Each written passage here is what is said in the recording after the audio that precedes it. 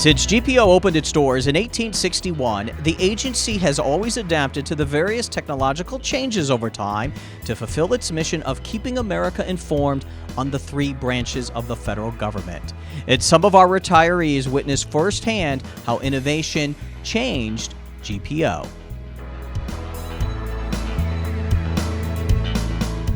When I first started working here in 1958, there were 8,000 employees in this government printing office. Now I understand it's less than 2,000. Hot metal was in use since the year 1450 with the establishment of the Gutenberg Bible, and it lasted all the way into the mid-80s. But the change that I witnessed was the change wholeheartedly of going from hot metal and letterpress to basically almost all offset. It was a dirty job, and at the end of the day, you had ink and grease all over you. Hot metal, everything seemed a little harder because it was dangerous working around hot metal. You had pegs that you lowered into a hot pot to create monotype, and each monotype is a single type that the journeymen take and make a printing job set. I would say that creating the negatives were somewhat of a laborious way of printing, but it was so much better than hot metal. These were direct-to-plate. That's what they call them, DTP, direct-to-plate. And they were something because the image would go right on the plate as opposed to putting a negative on the plate and burning that image into the plate and then developing the plate. It really made it a lot easier because people don't really get into some things that we had to learn just to make the plate to impose it. And so the digital plate making made it a lot easier. The formats made it so much better. We could just move things over a little. We could turn things around. Flipping, we can reverse it.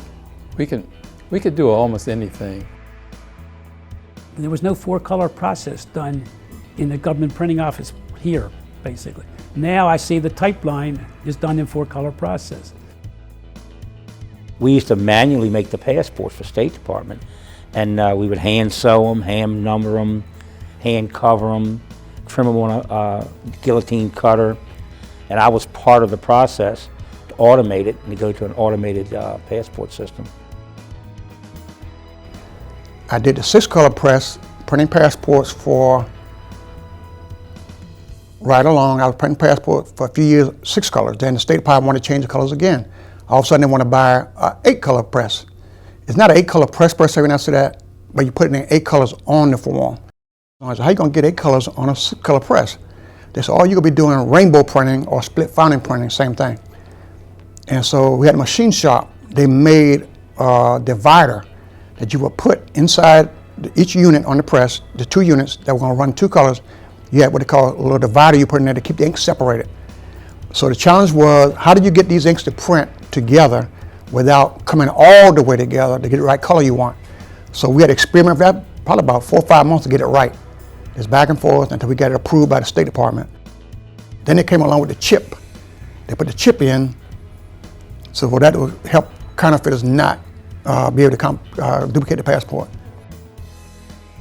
The Customs and Border Protection has a program that they call Trusted Traveler that issues these credit card-like identity cards to people who frequently go between Mexico and the United States or Canada and the United States. And it streamlines their ability to get across the border. When we would do things like the budget was all sheet fed, so that means it had to be folded. And back then, we didn't have adhesive binders because they weren't around, it was sidewire. But we sewed those, and it would take probably 6, 7 weeks to do the budget. Now we do it in 3 or 4 days. One of the two big jobs that GPO has here tonight is a congressional record and the register. And that has to be out, it's got to be out the next day, no ifs, ands, or buts, we don't want any excuses. And so the computers at that time, when they were coming in the 70s, they could they could type and capture the information. At that time, they weren't getting it from the hill or something. They would send down the paper copy. They would type everything in, but they'd come out in galley form. So my section, the offset prep section, part of our job was to then put these galleys in page form, and we did that. Then as time went by, as the years went by, they got sophisticated enough in the EPD section that they were able to actually output pages. So now they were just reading them for errors.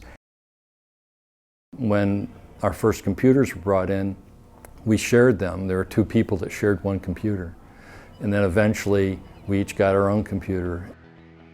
Everything blew up from there. Digital printing, the way that we advertise contracts and things like that, all that was stemmed from, started when we first got the computers. When I started, we had typewriters, the Wang machine, paper and pen, and whiteout. And as the years progressed, we got computers, and technology just really soared, and everything became modern. Payroll went from ledgers, pen and pencils, and accountabilities every Wednesday to NFC.